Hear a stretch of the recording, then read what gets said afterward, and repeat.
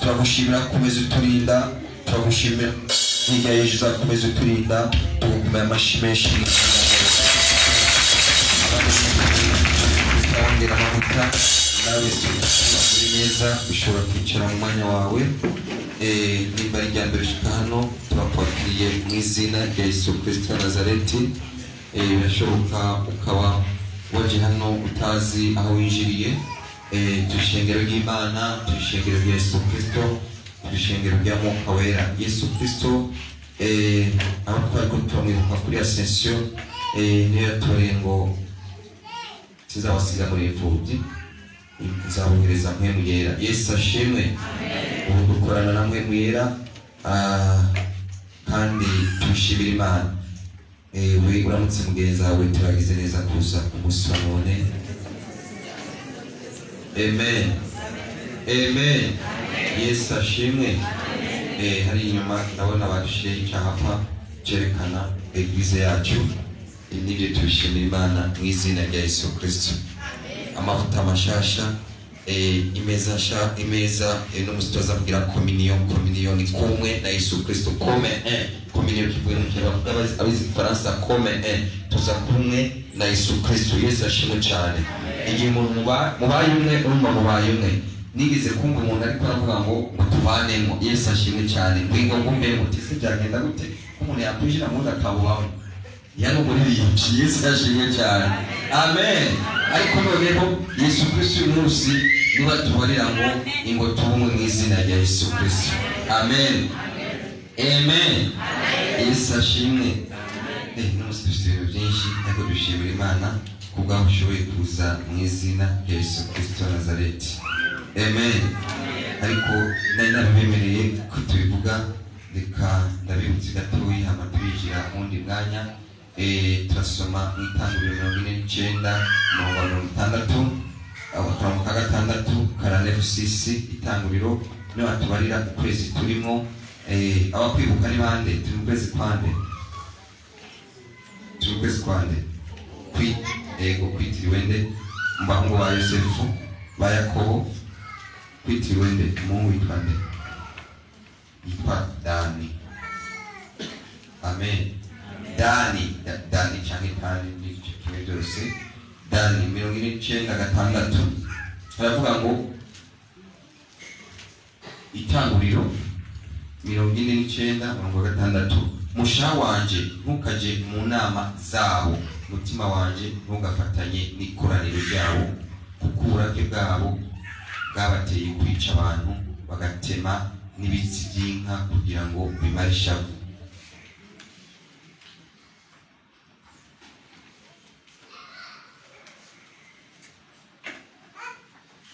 Hano Yakobo abarira abana biwe ibizababako. Yesu ashimwe.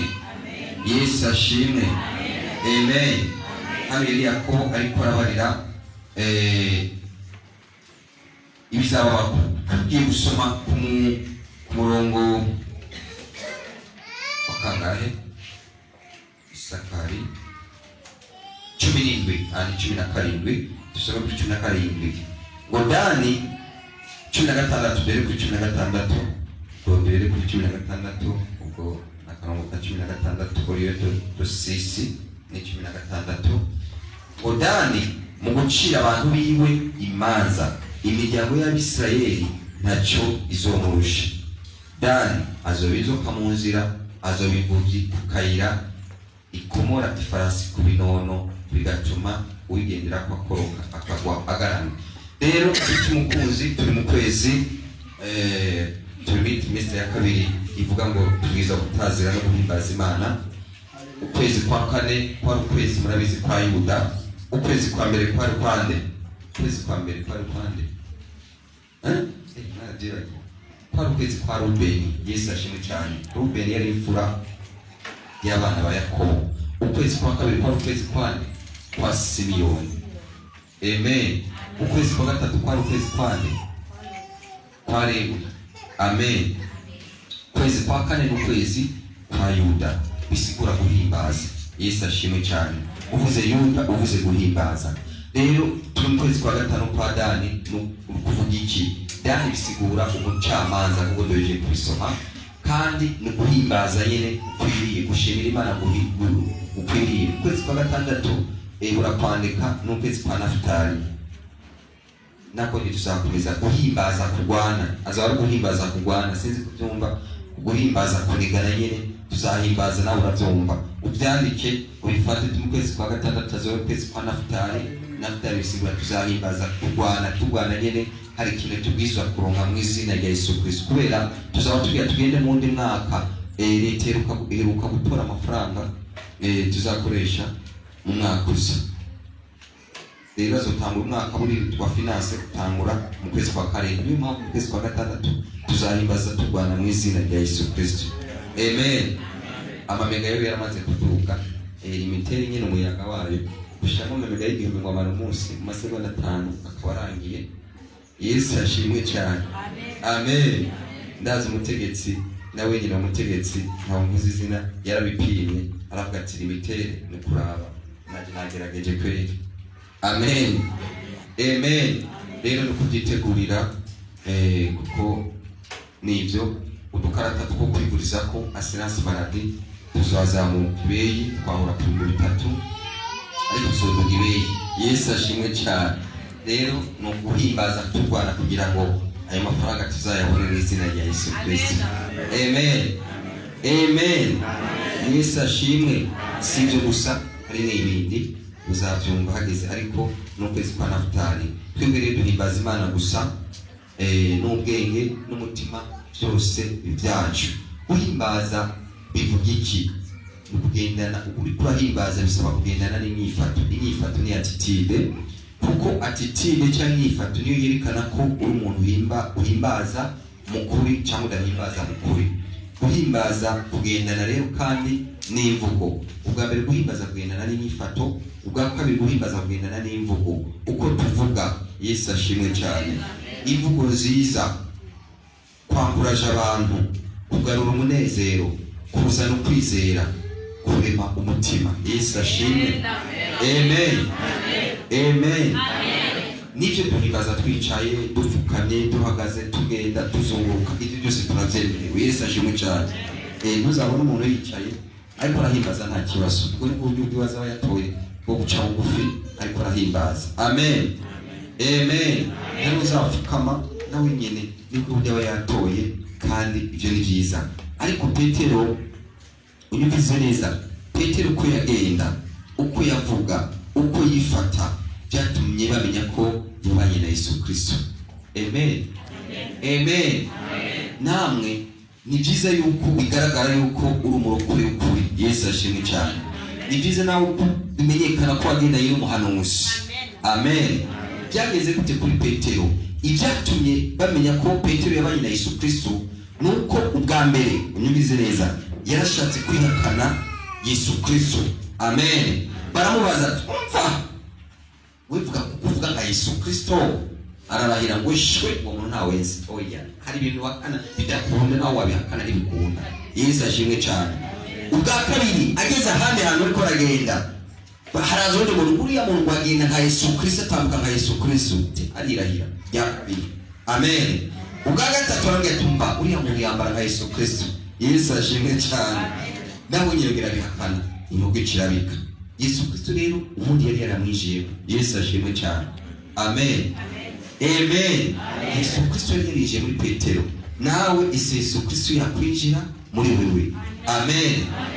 Yesu Kristo kujya twama tubivuga ngo usangira n'Afrika gusigifura ifuro, cyangwa se utindana n'Imana ugasa n'Imana, nawe ubizo kwerekana iyo shusho yawe nyine mu izina rya Yesu Kristo. Amen. Amen. Yesu ashimwe. Yesu ashimwe. Yesu Kristo yaramwijiyemo. Uwatindanye agatabana na Yesu Kristo agira uburyo asa, agira uburyo akora, agira uburyo avuga. Amen. Ntukavuga amajambo menshi.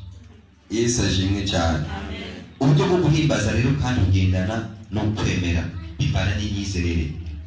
Ukwizera, kwizera kwawe kugaragaza ko uri umunyani ukuri. Amen. Kwizera kwawe kugaragaza ko uri umuramyi ukuri. Umuntu afise ukwizera mu bibaho byose, nukuvuga mu bibaho byose mvuze mu bibi no mu byiza, ntatakaza ukwizera ariko ahimbaza Imana yiwe. Yesu ashimwe cyane. Uzabushikira byose, ndakuze kubivuga, uzabushikira byose ubishimira Imana. Amen. Amen. Ntupanike ubwo ati Imana ndagushimira ko ibyashitse, ko ari ikindi kintu Imana ibikore. Amen. Amen. Burya hari imiryango myinshi bihari. Hari umuntu azokugara umuryango ugacurira mu yongo bizagenda gute? Oya, hari undi muryango n'ikimeze ukundi muryango w'injiro mwiza. Kandi uwo muryango mwiza uzaburusha ubwiza umwe wa mbere mu izina rya Yesu. Amen. Mu bibi no mu byiza, muri situation yose ntutakaze byizigiro. Yesu ashimwe cyane. Ubishimira Imana aho wishitse ubyine. Amen. Amen. Yesu ashimwe. Ndifuza nawe ko wagira umutima nk'uyu. Ndifuza nawe ko wagira umutima wo kudakonja. Amen. Amen. Yesu ashimwe. Kwizera kwacu ntikugengwa na situation. uko ufise amafaranga uyu munsi ndahimbaza Imana, ariko ko nayafise ndaza kwinumira. Oya, umuntu ashima ahimbaza naho ararizara akomeza abikora ashima, naho yafunguye agakomeza ahimbaza ashima. Kwizera gutuma tuba consistent. Amen. Barambwiza uti kwizera gutuma tuba consistent. Kwizera tuguma muco twemeye. Yesu ashimwe cyane. Muco twemeye, nimba wemeye kuba umunyeshengero. Amen. Amen. Amen. Nimba wemeye kuba umunyeshengero, uba muco wemeye. Yesu ashimwe cyane. Amen. Abari bagiye mu cyo zamura ukuboko. Ejo haheze. Mani baheze agi. Amen. Amen. Kiri hagiye bintangaza uraniyumvira nkabazima gatumwiga Mana. Ubu mu Burundi twazi mu kigobe kw'Imana havugira, kw'Imana hica. Amen. Amen. Kwazi Imana. None bigenda gute n'abantu babyiyumviye babyiboneye badashobora kugenda kuvuga ivyo bumvise cyane babonye. Amen. Nako gutumira tubiri gusa kandi kuturorero ni twatumye mbaza Imana icyo kibazo. Amen. Amen. Imana yabari umudamu tumviza wa mudamu we ingo nawo kuvuga izina. Yesu ashimwe cyane. Sinzi ko yaje nokataje. Tumva wewe umugabo wawe araburekwa. Yesu ashimwe cyane. Hari akabari kitwa kwa Zidushi. Yesu ashimwe na precision. Yesu ashimwe cyane. No kwa Zidushi aramubarira byose do azete. Twasite bahazi mudahumva ndahazi abadamu reka twakunda abagabo ndukunda kwatwara mu kabari. Yesu ashimwe cyane. Abadamu twatwara kuri beach. Abadamu bazi abagabo batwara kuri beach ku muyaga. Twatwara ku musenyi abadamu ntibajya mu kabari.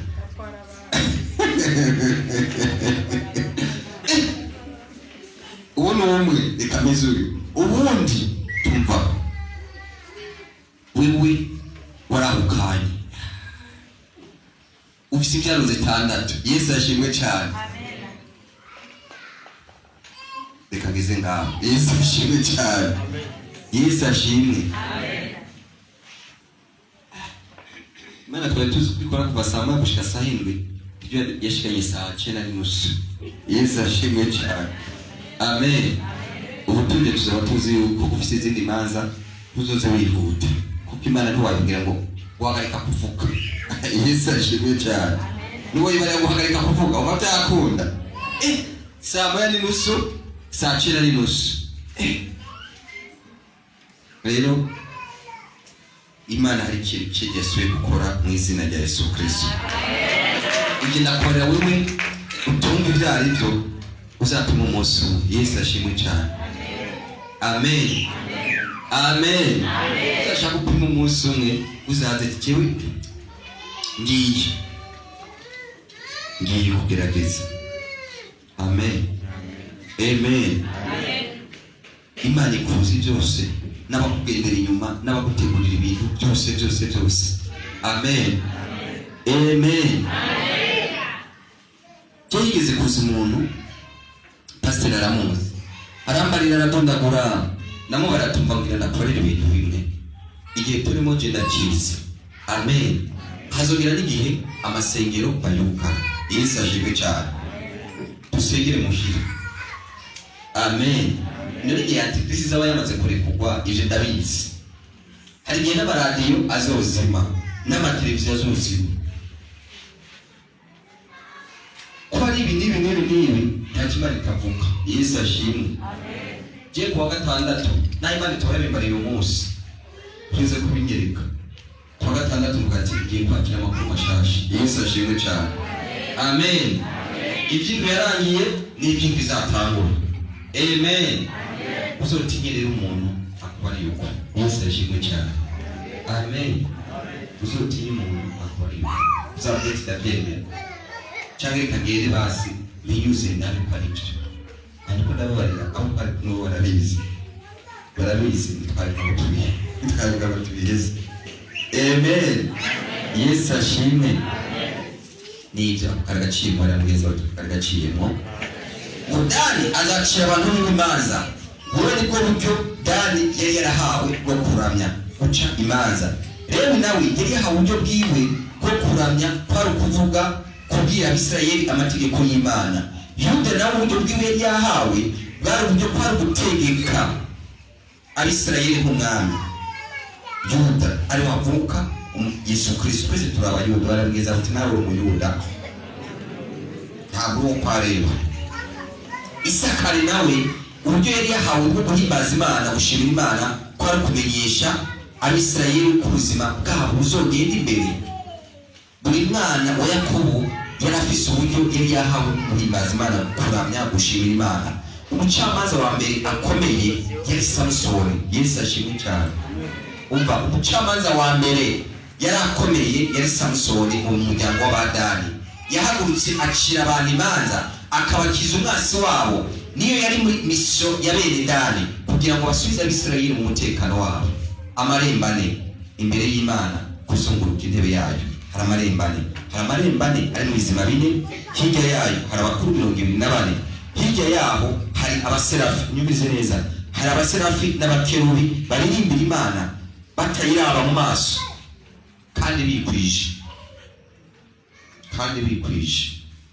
amababiri afuka amaguru yabo kugira ngo Imana ntibone ibirundi y'abakerubi naho ayandi mababiri afutse mu maso kugira ngo ntibarabe mu maso y'Imana ayandi mababiri barayagucisha kugira bashobore guhimbaza Imana iyo bahimbaza Imana babikora mu buryo buri kare bagenda bazunguruka kuri ya marembo ane kandi igihe cyose bikubita hasi igihe cyose bariko bararirimba bari kubita hasi bya binyabuzima bine rero biri mu ishusho y'abakerubi ari n'ishusho y'abantu cyangwa y'ibintu ibyo rero bayita abakerubi ibi bizima ni ibi ubwa mbere ikinyabuzima cya mbere ni intare n'umukerubi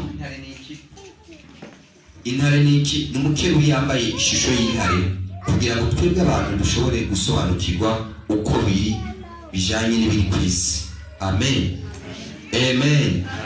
yambaye ishusho y'intare intare ku isi iriho utarayibona uzagende ku kiremba cy'umukuru w'igihugu uzosanga hariho ifoto y'intare kuri kaburimbo Yesu ashimwe muzorinda kwinjira hari indani n'indani ziriyo ariko ku kaburimbo uzabona intare amen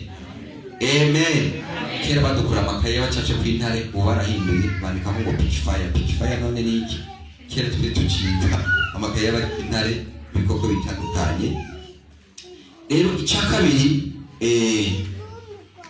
ni ikimasa ni iki ni umukerubi asa n'imfizi cya gatatu ikinyabuzima cya gatatu ni umuntu ni iki ni umukerubi afise ishusho nk'umuntu icya gatatu ni inkona tugati inkona vuga mu cyongereza eagle mu gifaransa vuga aigle mu rundi rurimi ikizu Yesu ashimwe amen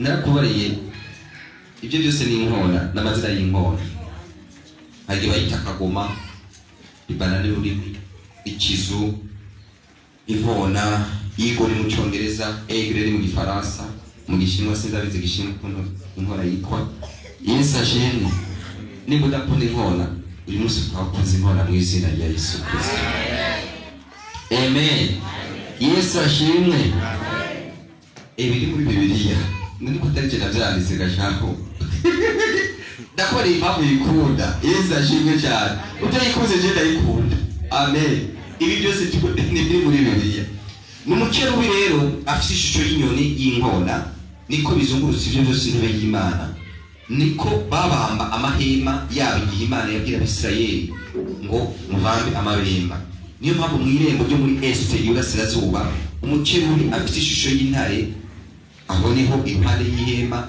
bakambika imiryango ya Yuda Isakari na Zabuloni Yuda ndakabibutsa yuko imbere yabo Yuda niwe yagenda afite idarapo ry'umuryango buri muntu wese Yuda rero yitwa kuramya n'umuryango w'intare intare n'umwami w'ishamba kandi iyo ntare y'umukerubi ni igishushanyo ni shusho ya Yesu Kristo yitwa umwami. Niyo mpamvu Yesu Kristo yavukiye mu muryango wa Yuda, ari wo muryango w'abami. Bibiliya ivuga, Yohana yamuvuga mu byahishuriwe ngo ni intare yo mu muryango wa Yuda. Amen, amen.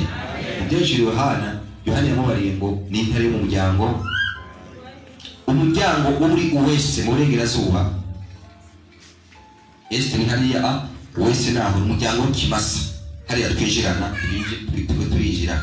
Ikimasa bisigura ubutambyi no gukora ugushikanira Imana ko Yesu Kristo ari umuherezi mu rwego rwa Melkisedeki, kuko niwe muherezi mukuru, umutambyi mukuru adutangira. Ushobora kugera ku Mana usa n'umukozi cyangwa usa n'umuherezi. Uyu muryango wari wabereye Yosefu na Benyamini, ariwo dusanga Efurayimu, Manase na Benyamini, bose bari abakozi. Iyo uciye muri uwo muryango uva muri umukozi w'Imana ugahuza abantu n'Imana. Ubu uri umukozi w'Imana ni uhuza abantu n'Imana. Amen, amen. Yesu ashimwe. Umuryango rero wo muri Side ni hariya amajepfo, ni umuryango w'ikurusi, ni umuryango w'umukwe cyangwa w'umuntu. Yesu Kristo yabaye ishusho y'umuntu kugira ngo azobe umukwe, yirehereze benshi cyane, abinjize mu bwami bwiwe ari abageni. Kw'ihema kuri muryango hajyama Rubeni, Simiyoni na Gadi. Ukwezi kwa gatatu no kwa Gadi, ntabwo ari ukwezi kwa Lewi turagushikira.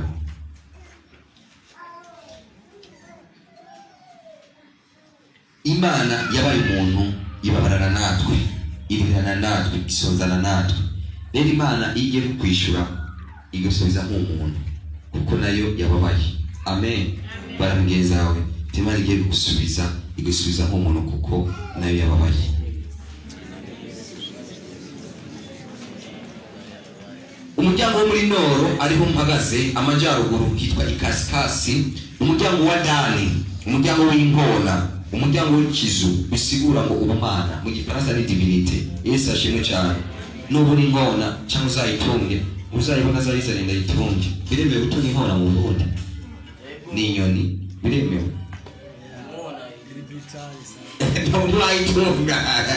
Ntiwayitunga. Ndakora amateka y'inkona. Yesu ashimwe. Nuko umuryango wa Noro ni w'amajyaruguru Ikasikasi, ni umuryango wa Dani, umuryango w'inkona. Ikizu bisigura ubumana, tukoze inkona bisigura ubumana, tukoze Noro ni kanisho kimwe Ikasikasi. La divinité. Uwo Yohana yarabye ngo mbere na mbere isi itarabaho ijambo yabayeho, yitwa Imana. Yariko aravuga inkona, yariko aravuga igo. Imbere hajya mu muryango wa Dani, Asheri na Nafutali, baba muri Noro. Nuteba muri uwo muryango, nutebera muri uwo muryango, uzavanaho amavuta yaho. Uce mu gikari winjira hera, ubwira hera hahera.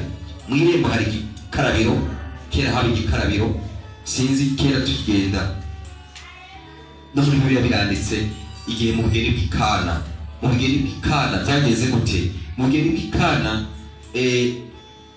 inzoga zirashira, ngo hanze hari ibibindi 6 yuzuye, muri abantu bakoresha mu kwihumanura imbere ko winjira indani. Ibyo niko nabereka uburyo hariho n'ahandi amasengero amwe uzoyagendamo ugasanga imbere hari amazi, imbere ko winjira usanga ku muryango rapashike ikiriri. Sinzi ko barabara bigira, bahora bacana umuriro isengero ry'ikiriri, bagacana umuriro imbere y'isengero ku irembo. Ariko ugeze ku muryango haba hari amazi, ukayayora ugakubita ubumenyetso ngo kw'izina rya Data n'iry'Umwana rya Mwuka Wera. Ibyo byasigura iki? Ababigira ntibabigira babizi icyo bisigura. Mu yandi majambo bisigura ko baba bariko barihumanura. Yesu ashimwe cyane. Amen, amen. Nuko rero mu irembo hari igikarabiro, igicaniro, ukinjira mu ihema indani. Ntabwo ashobora kwinjira mu ihema indani nahera hatari ibyo bintu. Hari rero imikate tuvuga iki? Ni ijambo ry'Imana. N'ibiryo byawe, ibubarafu hari igiterekero cy'amabuji 7, haba hari n'umuherezi, ukagera ahantu hari akotsi, ukagera n'ahera hahera hari abakerubi, hari amasengero amwe uzabona bakoresha bacita icyotezo. Ariko n'abagenzi bacu bamwe baheruka kugira irayidi, nabo nyine nabonye barakoresha icyotezo. Salomoni rero yubatse urusengero rufise amarembo 2, niko tuzubaka n'urusengero. Yesu ashimwe cyane. Ndabaye icyerekezo tuzakubaka ku rusengero basaramuriza bafite amarembo abiri ava kuri esikariye yashize imitwe y'intare 12 ikozwe muri marble. Natwe tuzarondera imitwe, tuzaronda abantu bazi gucapa imitwe y'intare 12. Yesu ashimwe cyane, Yesu ashimwe. Ibuka rero ko nigeze kuvuga imiyaga ine, tuyibukanye gato. Hari umuyaga wo muri este iburasirazuba, n'umuyaga wo guca urubanza. Uyu muyaga niwe inzige zaciyemo zijya muri Egiputa kugira ngo Abisirayeli barekugwe. Ezekiyeli nibyo rero Imana yinjiriranamo iyo igiye gusura abantu. Ni naho Imana yasokera mu gihe cya Yeremiya na Ezekiyeli muri este. Umuryango muri este murawubona.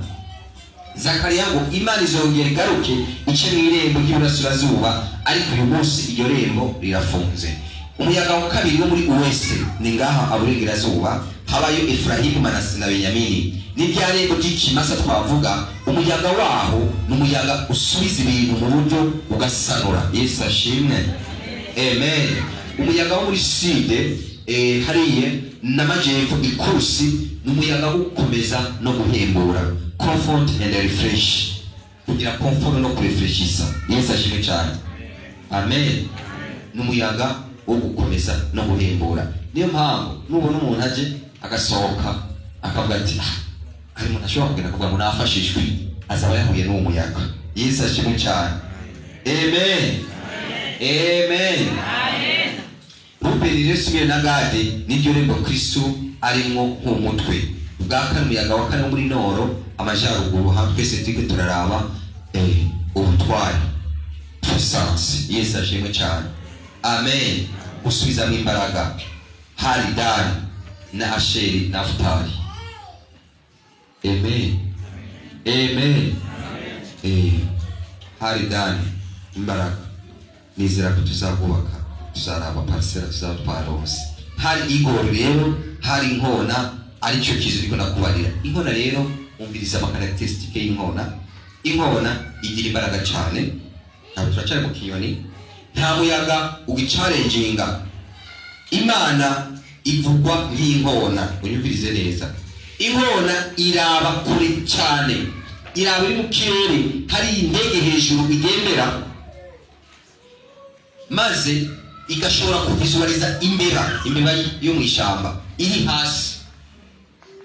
Muri kumva ikirere hejuru, hari hejuru y'indege igendera, ikabona amaso hasi mu ishyamba imbeba, igaca iharura mu masegonda 10 izaba igeze kuri 20 metero. Yo igaca yuhuka pafi, igaca itora, igaca isubira hejuru. Urumva icyo kintu? Aho maze gukunda inkona nkaje bazamura ukuboko, aho maze gukunda inkona nkaje bazamura ukuboko. None ko muri baki. Yesu ashimwe cyane. Twavuze ariko abantu n'abantu, navuze inkona yerekana la divinity y'Imana. Yesu ashimwe cyane. Iri muri umuryango wa Noro. Ushaka umwana, ushaka iki? Tuvuge inzoka, n'inzoka ndayivuga.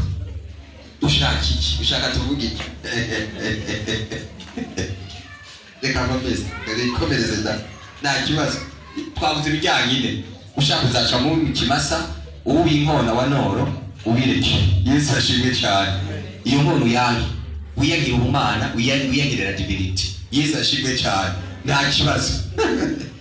Nuko je nzaba nabikubariye. Yesu ashimwe, amen.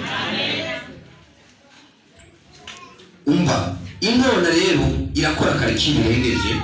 Inkona kandi bahejuru cyane. Hari umuntu yigeze kwisobanura, akabisobanura uko bitari. Inkona niba mu biti birimo amababi, inkona iba mu giti cyumye hejuru. Turabarira ariko yasigura ibitari. Twasigura ibintu bitari byo nuko warose nyina kandi. Iba mu biti birebire bitagira amababi kandi biti byumye, amen. Inkona hiri iba iri kwiyakontorora iruhande, umutekano uhambaye, kugira ngo ugere ku nkona iba yakubonye kera cyane. Yesu ashimwe, amen. Iba yakubonye kera cyane, n'uko abashyitsi twaronka twamaze kubona kera cyane. Yesu ashimwe, amen, amen. Yesu ashimwe, amen. Abavugishwa bagereranya Imana nk'inkona. ibyo tubisanga ubwo mbwira ni mu mategeko gutegeka n'abami ba kabiri 32:10-12. ngo ubwo bwoko yabubonye mu gihugu kidatugwamo, mu butayu utarimo abantu, iwabo n'inyamaswa zihuma, arabugota arabukuyakuya, aburinda nk'imbono y'ijisho rye, nk'uko ikizu, nk'uko inkona gikangura ibyana byacyo kigahungiriza amababa hejuru yacyo, kigatanga amababa kikabijana kikabiheka ku mababa yacyo, ni kuwiteka yari umuyobozi wabo w'icyo gihugu nyine, nta mana y'amahanga yari kumwe nabo. Amen, amen. Nabaye reference yani inkona yanditse, ushaka kuyikunde cyangwa ureke ntutabure Bibiliya ariko tumuyingabira. Yesu ashimwe cyane. Amen. Ntutabure Bibiliya ahubwo tumuyingabira. Muri umuryango niho haba ubumana, niho Imana yigisha umuntu ikabucisha mu bikomeye, ikabucisha mu mibabaro, ikabucisha mu gahinda, kugira ngo ugire karakteri y'Imana. Kuko kugira karakteri y'Imana bisaba kumeneka, bisaba gukubitwa, bisaba guhondwa, bisaba gucishwa muri byinshi. Amen, amen.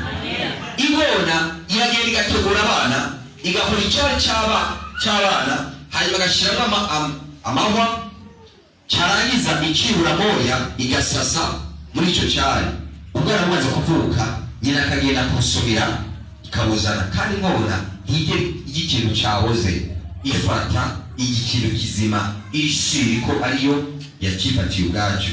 Niyo mpamvu dukunze kuvuga nawe mu authentique uzakubwira ngo ikintu zenda kirashe, bakivuga ngo uzogikirembe ukirashe.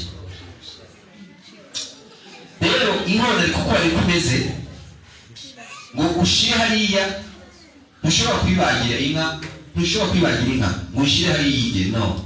Yifatira umwana w'inka ikamutwara cyangwa imbere, uribagira iribagira. Urumva inkona imaze kugaburira abana ikavuga ngo mugomba gusa nanje rero, kandi ntimuzoba nkanje muba muri kino cyari. Igashira ibyana bitaramererwa neza, igakuraho ya moya yayo, abana bagasigara amahwa mu cyari. Nyina akazana ibyo kurya, tudugije amababa, tukikubita ku mahwa, tukavuga ngo ndabaye mama, tiri mwihangane. Ibyo byabigeragezo tugira mu buzima bwacu kugira ngo dushake Imana. Yesu ashimwe cyane. Udafite ikigeragezo ntabwo washaka Imana, ntabwo waza gusenga. Yesu ashimwe cyane. Nyina yaza bakurira ku mababa ya nyina, kuko iriya hari amahwa. Niho natwe mu buzima iyo ibintu bitagenda tubwira gushaka ya Mana, tukicara ku mababa y'Imana. Wakomera amashyi menshi Imana, kuko hamwe utadushiriraho amahwa twakwicara ku mababa yayo. Bwaca ntibwicaye ku mababa, nyina akagaruka yagera mu kirere hejuru, kuko inkona ikunda kugenda yamaze gusanza amababa. Niko twasomye ngo niko Imana yabikoreye ubwoko bwayo. Igeze hejuru ikazenga amababa, twatwana tukanyerera, umuyaga ukadukubita. Ko umuntu atazi koga, ugiye mu mazi ni ukubita amazi. Yesu ashimwe cyane. Ariyo wari kuyakubita, ni uyakubita ariyo yari kugukubita. Ikana ngo ntabara mu rurimi rw'inkona nyine, inkona ikaraba, ibikoreshwa n'urwango. Yesu ashimwe cyane. Iba yifuza ko ibasigira umurage uteje nzopfa muzobere nkashi. Amen. Umwana rero yateretse n'abayeho neza hanze baratandukanye. Yesu ashimwe cyane. Umwana yateteshejwe canke yabyose akina n'abayeho ubuzima bugoye sicyo kimwe. Ya nkona rero ikamanuka mu murazo igasanza amababa, abana bakagwako, uti ndabakunda. Ikongera igakora ya training, twakura nk'inshuro 3 canke 4, ikabasubiza mu cari. Uraca bikaja kure, kuko bica byiga kuguruka. Yesu ashimwe cyane. Kuko Imana nayo abasengera muri iryo rembo rya Noro bigishwa guca mu bibazo no mu bigeragezo, ukamera nka Yesu Kristo. Imana ubuzima bw'Imana bugereranwa n'ingona. biratangaje cyane hariya muri Noro, aha muri Noro turi ku musozi w'Imana, niho haba intebe y'Imana. Yesu ashimwe cyane. Amen. Intebe y'Imana iba muri Noro. Niba bakizo utarubaka uzoshira icyumba cyawe muri Noro. Yesu ashimwe cyane. Niba utarubaka bana bamaze kubaka ubu ushira icyumba cyawe muri Noro, usibana parcela ibanga. Yesu ashimwe cyane. Wibere muri Noro, bijyambere muri Noro ku ntebe y'Imana. Amen. Amen.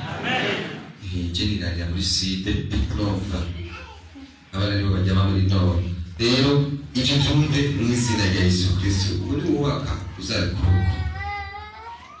Zaburi 42 kuri kane, Uwiteka arakomeye akwiriye gushimirwa cyane mu rurembo rw'Imana yacu, ku musozi wayo wera, umusozi wa Siyoni uri kasikazi n'amajyaruguru Noro. Uburebure bwawo niwo bwishimo by'isi yose, niwo rurembo rw'umwami ukomeye.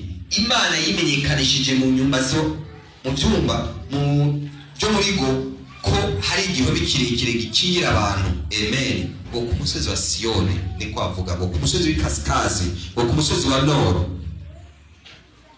Muri Noro ntabwo bita ngo batazire ku musozi wa Siyoni, nta muntu abizi, nta muntu aba mu Gihosha. Mwese mu Kigobe nta muntu aba mu Gihosha. Uruwa mu Gihosha nta batazire ku musozi wa Siyoni. Bumva igifaransa, twese twumva igifaransa. Muze monsiyo ucyubyuka si ibicucu nuko ari muri Noro. Yesu ashimwe cyane. Amen. Amen. Yesu ashimwe. Nuko bazi ko ari muri Noro, aya mabanga barayazi ariko ntabwo ashobora kubareba. Yesu ashimwe cyane. Amen. Amen. Ndahazi baraza abantu bitwa kuri munsi bari mu gifaransa cyinshi, maze umusozi wa Siyoni mu Kirundi ntabwo byumva, ntabwo byumva ibyo gifaransa gusa, ariko nta kibazo. Unyumvirize neza, aho niho haba intebe y'Imana, aho niho Satani yaripfuje kwicara. Bawita umusozi w'iteraniro muri Yesaya 14:12-15. Ntabwo nasoma ariko wagiyeyo urututuru uye Luciferi na Satani, mwana w'umuseke ko kuvuye kwijuru ukaba ubanesha amahanga ko baguciye bakakugeza ku butaka. Waribwira muti nzoduga nje mu ijuru, nkuzi intebe yanje y'ubwami isumba inyenyeri z'Imana, ngo n'abamarayika bose, ngo kandi uti nzicara ku musozi w'iteraniro mu ruhande rw'impera y'ikasikazi, hariya niho haba Imana muri Noro. Ngo nzoduga ndaho aho ibicu bigarukira, ngo zoba nk'isumba byose, ngo ariko nguzomanuka ikuzimu ugere kuri ya ndimo ya rwago. Satani yagombye gucegetera ngo agere kuri uyu musozi, ariko arananirwa. Yesu ashimwe cyane, kuko yashatse kuhagira ngo nahagira afata intebe ye ayiteko. Abahimbaza Imana aba ari we bahimbaza bawita umusozi w'iteraniro, aho abantu bayita umusozi w'iteraniro.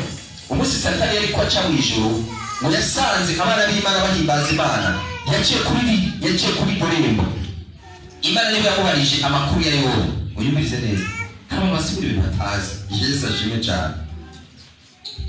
Imana imubaza amakuru ya Yobu, kuko hari ahantu n'impemu y'abatunganijwe iri bahimbaza Imana igitondo umurango n'umugoroba. Niho habera iteraniro ry'ukuri, abasenga Imana mu kuri no mu mpemu. Iyo tugiye guhimbaza Imana twinjira mu irembo rya Noro, tugasanga abera bose, aberanda, abejejwe aho bateraniye ku ntebe y'Imana. Muri Ancien Testament havuga ngo Imana yamanuye intebe yayo ku musozi Sinayi. Mu Gifaransa bazi Gifaransa no ba mu Gifaransa umusozi Sinayi mu Gifaransa ni wiki Mont Sinayi konyene. Ibwira Abisirayeli ngo muze tubonane, bose baratinya. Hari guba, hahinda umushitsi, hari umutsi mwinshi, hari hembe rivuga kugeza aho Mose atinya, kuko igitambo gikwiriye ntabwo cyari bwaboneke kitwinjiza hariya muri uriya muryango. Amen. Icyo gitambo gikwiriye yari Yesu Kristo. Amen. Umuryango wa Noro rero ari uburengazuba wananiye Satani kwinjiramo. wananiye Abisirayeli kwinjiramo, ariko twebwe, vuga ngo ariko twebwe abacumuwe na Yesu Kristo, twebwe abana b'Imana, abana b'isezerano, subiramo, abahamagawe, abatoranijwe, abacungujwe amaraso, turahinjira, tugashimira Imana, tugahimbaza, tugagira ku ntebe yayo, amashyi menshi ku Mana. Ugiye gusoma mu Heburayo 12:18-24, ngo nimwegereye wa musozi ushobora kugwaho waka umuriro canke mwegere igicu cy'umwijima, uwo wa musozi w'Isinayi Imana yururuka abantu bakanirwa kwegera. Hahise haba itegeko ngo umuntu wese akoze ku musozi w'Imana arapfa. Amen. N'ubu ndabisubiyemo, Yesu ashimwe cyane. Umusozi w'Imana rino shengero ni hano turi. Amen. Amen. Uzahirahira wese, ntabwo mvuze ko ari wewe, agakora ku musozi w'Imana azapfa. Yesu ashimwe cyane. Murumva ikirundi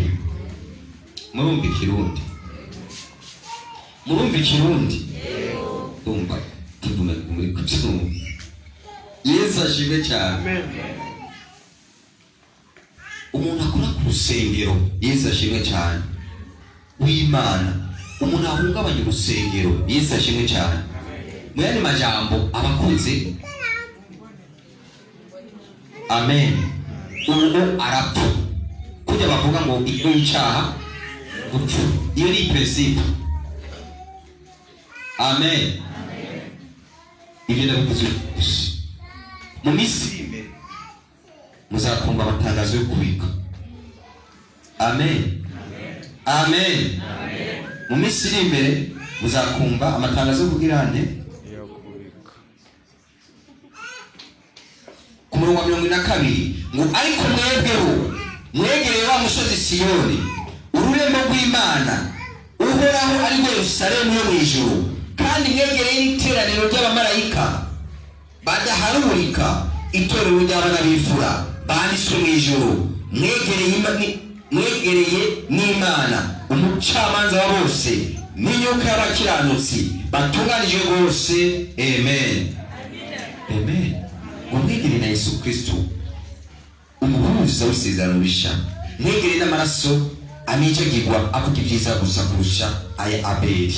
Ari uyu munsi uraza kwegera amaraso ya Yesu Kristo. Yesu ashimwe cyane.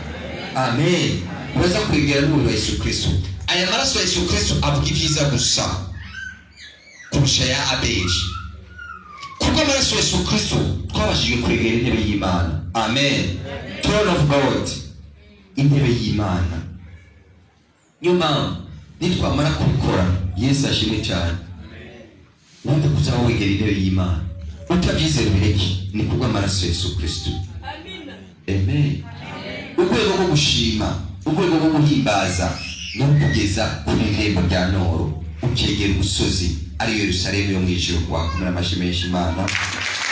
Umva, hari irembo ryo kwa Dani, umucamanza bacira imanza abantu bariho n'abantu batakiriho, abavutse n'abataravuka, bose bari mu maboko y'umucamanza ukomeye. Imyuka y'abakiranutsi twumvise cyangwa imyuka y'abagororotsi niki? N'abantu bapfuye bazi Imana, ariko cyane cyane bishwe. Amen. Mu byahishuriwe Yohana 6 havuga ngo iyo myuka ivuga ngo Mana ni ryari uzaduhorera, nayo ikishura ngo hari igiti gihe kibwirizwa kuzura. Bavuga ngo uzoduhorere. Igihe bariko baravuga iyo myuka cyangwa iyo mitima cyangwa iyo mpemo uzoduhorere, bivuga iki? Ni kubwira abantu ubutumwa bwiza bwa Yesu Kristo. Amen. Niko guhora, gukura abantu mu maboko ya Satani, kubakura iyo babohewe bakaza ngo aha niho hari amaraso ya Abeli avuga cyane, ariko amaraso ya Yesu Kristo akamucekesha. Amen. Amaraso ya Abeli avuga ngo Mana umporere. Yesu ashimwe cyane. Aya Yesu Kristo akabacecekesha ati ntiharagera. Amen. Hari itigiri ndiko ndarambira kugira ngo ndakirokore kitarakwira. Amen. Yesu ashimwe. Impwemu rero ari imitima y'abantu bapfuye bazi Imana iri mu paradiso. Baramugenza uti imitima y'abapfuye iri mu paradiso. hari akaririmbo ndakaza ku karirimbo nukuri kariya karirimbo karimo umwuka wera ngo imitima y'abapfuye yabera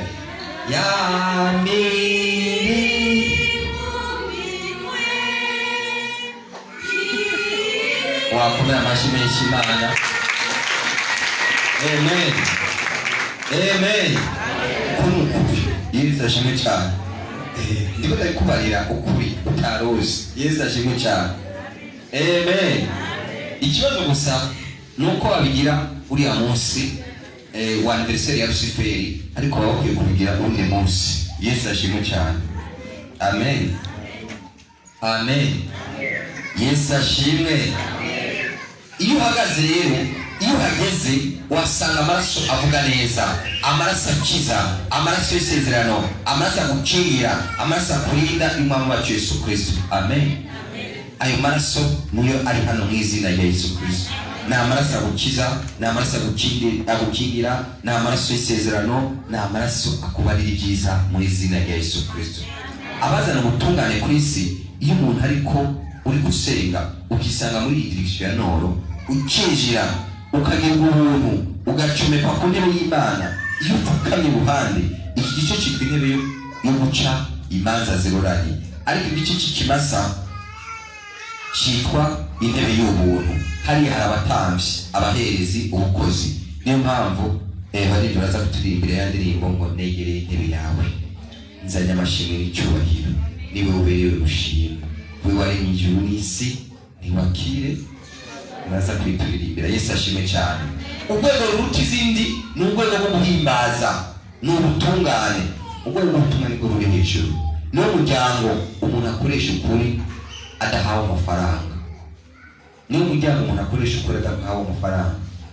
Nubona umuntu akoresha ukuri adahawe amafaranga, aba yarabaye kuri rino rembo. Ndazi umudamu akora mu bucamanza,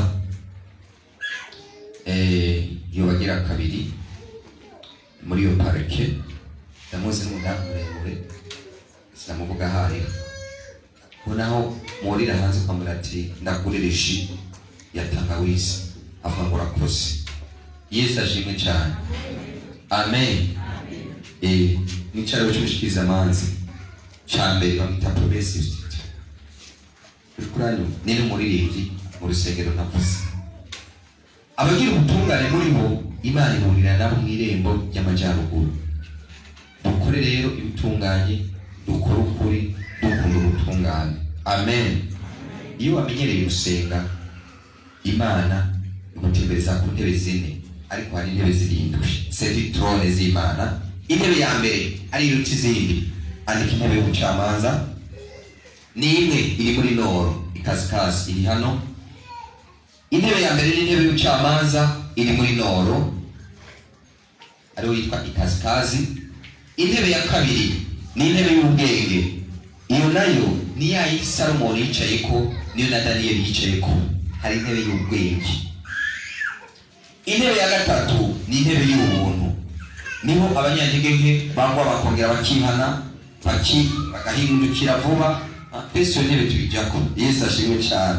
Abantu rero bavuga ubutumwa bw'ubuntu cyane ngo muvuge kwihana, bazi umuryango umwe. Niyo tuvuga imiryango ingahe, nawe uzababaza hari imiryango ingahe, hari intebe zingahe z'Imana, bazarazirana bavuga ngo I don't know, kubera bazi icyongereza, I don't know, nakwaje I don't know. Yesu ashimwe cyane. Nakwajije hari imiryango ingahe kugurushikire ku ntebe y'Imana, cyangwa hari intebe zingahe z'Imana, ntabwo azakubarira. Amen. Amen. Niyo mpamvu uvuga ngo no, ufite ubutumwa bw'amafaranga. Yesu ashimwe cyane. Nenda kuzi ubutumwa bw'amafaranga, navuga ubutumwa bw'iki. Yesu ashimwe cyane. Amen. Nuko kwihana ni umuryango. Amen. Amen.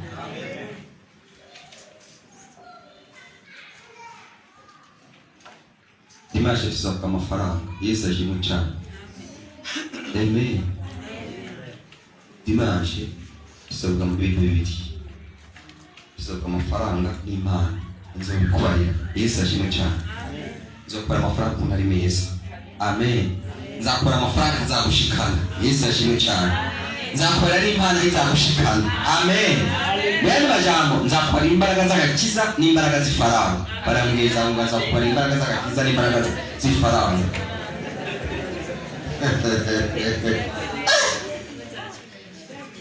Nzakora imbaraga z'amafaranga n'imbaraga z'agakiza. Uzanyitamo. Amen. Uzoze wasomye hano nk'umworo Lazaro n'umutunzi. Urahabona? Nzokubarira imbaraga z'amafaranga n'imbaraga z'agakiza. Bale baba bayinyatsi mu mutwe babyara bacanze. Tutavuze amafaranga n'agakiza twavuga iki? Ndaguhojeje. Agakiza kazagufasha mu ijuru. Yesu ashimwe cyane. Amafaranga azagufasha ku isi. Amen. Wewe ntumvika nabiguhoje kumenya ngo turabyumva. Umva agakiza kazagufasha mu ijuru ariko ifaranga rizagufasha hano. Amen. Hano tuyicaye kubera ifaranga. Abashimwa tubareze amafaranga. Ikashi. Amen. Ibi byuma ni amafaranga. Uzagenda ari amazi urabona nakariya kanuze utazakoroka kavuye mu ijuru kajya n'ifaranga. Yesu ashimwe cyane. Iyi toro nubera kunywesha ni ifaranga. N'amamega ni ifaranga. Yesu ashimwe. Ukazabona umuntu uvuga amafaranga wararuzwe n'indi yakubuze. Indi yakubuze.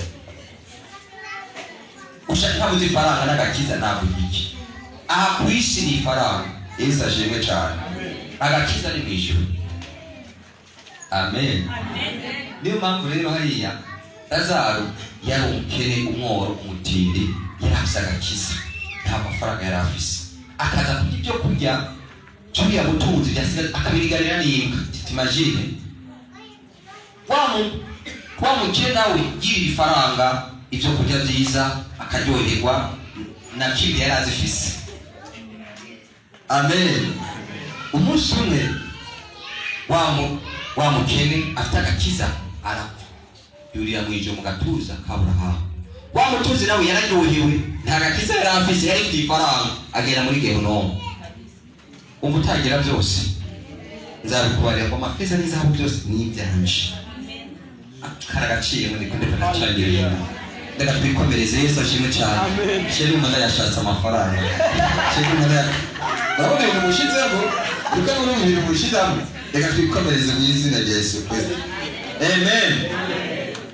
Intebe rero y'ubuntu niyo mpamvu abantu bazigisha ukuri. Zaburi 89:14 mu ntebe y'Imana yubakiye ku bintu bibiri. Unyumvirize neza. Intebe y'Imana, fondation y'intebe y'Imana yubakiye ku bintu bibiri. Icyambere kugororoka no guca imanza zibereye. Intebe y'Imana ibindi ahandi ngo intebe y'Imana fondation kugororoka gukiranuka no guca imanza zibereye. Imana ikunda equité et justice. Niko natumba equité et justice. Kugororoka no guca imanza zibereye. Ukiranuka no guca imanza zibereye. Ariko mu Gifaransa no bari equité. No kuvuga ngo equité sinzi ko nakivuga mu Kirundi. Iyo ni fondation y'Imana. Amen. Amen. Iyo ni fondation y'Imana. Ukiranuka no guca imanza zibereye. Abantu bakijijwe kandi bakijijwe batagororotse. Tubishyira muri iryo rembo rya Nowa. Satani ntagororoka kandi nta kimanza zibereye. Wabyumvishije? Satani ntiyigera mwene majambo ngo Satani ntakizwe. Nukuri Satani ntakizwe. Hari umugabo yavuze Satani ntakizwe. Na general mvuga. Bakabona none ngo ngubu nakaye uhindukire ngo agakizwa ngo akazagasaba imbabazi ngo wamwemera kwinjira mu rusengero. Satani ntikizwe. Yesu ashimwe cyane. Amen. Ntigo zakubisha. Umuntu yamaze kugira ane aba yagiye acarondera ahandi yagenda kuraba ukuntu yakora ibiri yaparanga. Kari kategori rero ni irembo ry'inyangamugayo. Yesu ashimwe cyane. Irembo ryo muri Nord ni irembo ry'inyangamugayo mu Gifaransa ry'abantu bari intègre. Cyangwa ibi intègre ni irembo ry'abantu badahemuka. Wayuti niye mujifura ukwabyumvishije. Amen. Nawe ndakufuza kunyangamugayo, ndakufuza kuba udahemuka, ukamuboya ukabifura kukurifura hari kategori z'abakristo hari n'abatazinjira kuri ririya rembo nk'uko tubisanga byahishuriwe Yohana 15. iyo wagiye kuri rino rembo ukunda kurenganya kandi nukunda kurenganywa.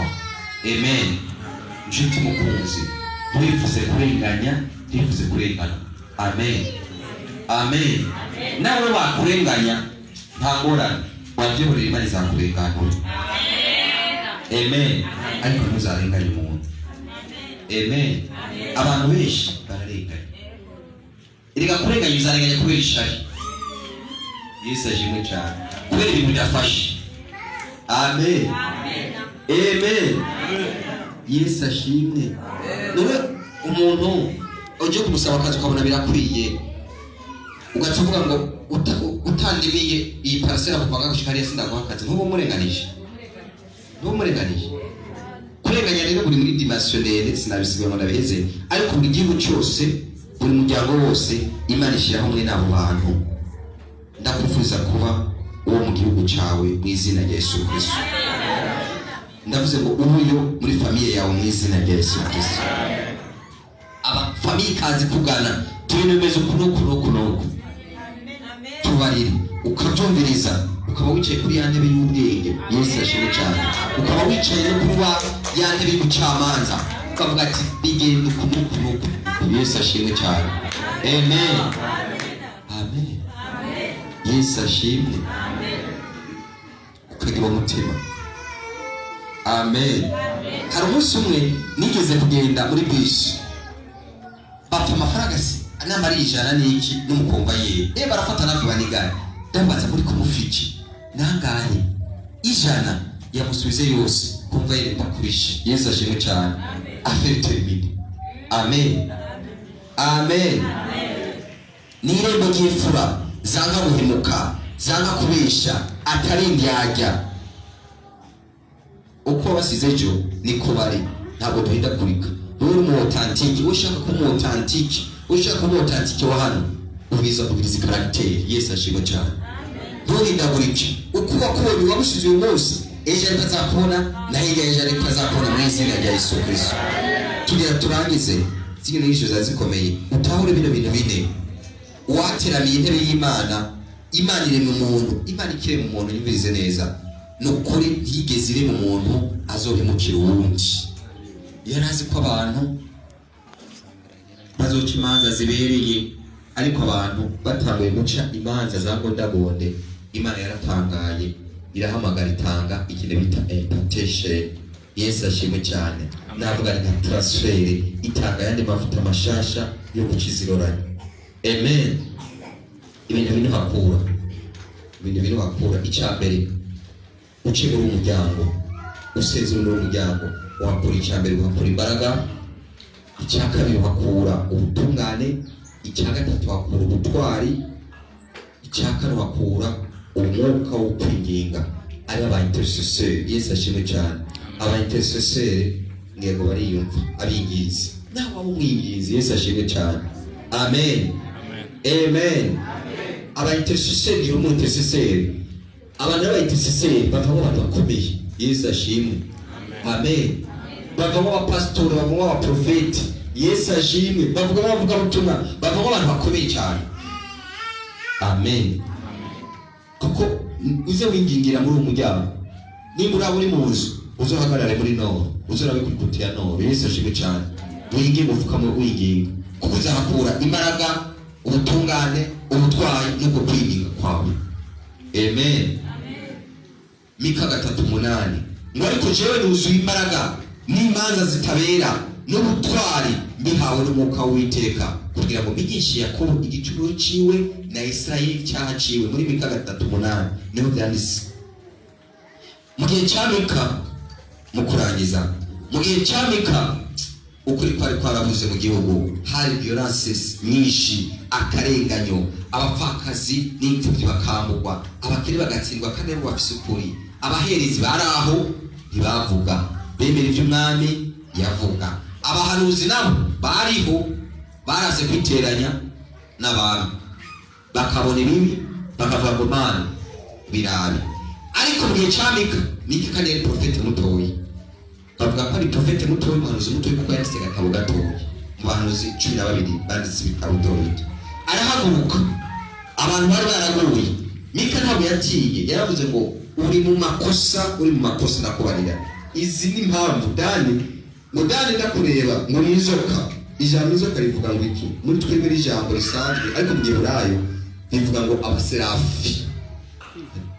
Abaserafi, abakerubi, Yesu ashimwe cyane.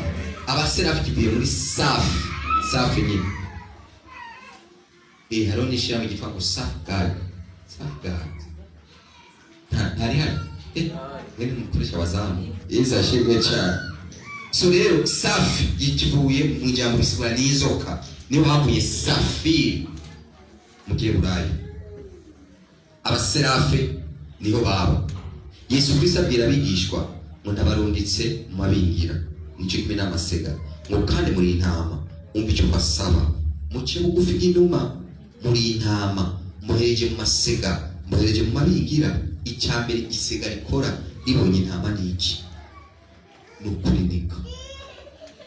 Isega ibingira ritandukanye n'intare. Intare yica igihe ishonje kandi ikarya. Intare ihaze wiciye iruhande irakwihorera. Kandi intare n'igikoko c'ikinebwe. Ikora amasaha 3 ikajya amasaha 27. Igafika ku barubizi. None se umwami abami nuko bameze normal. Uzobaza amateka ya Perezida Museveni no mu nama n'umwami usanga Perezida Museveni n'umwami.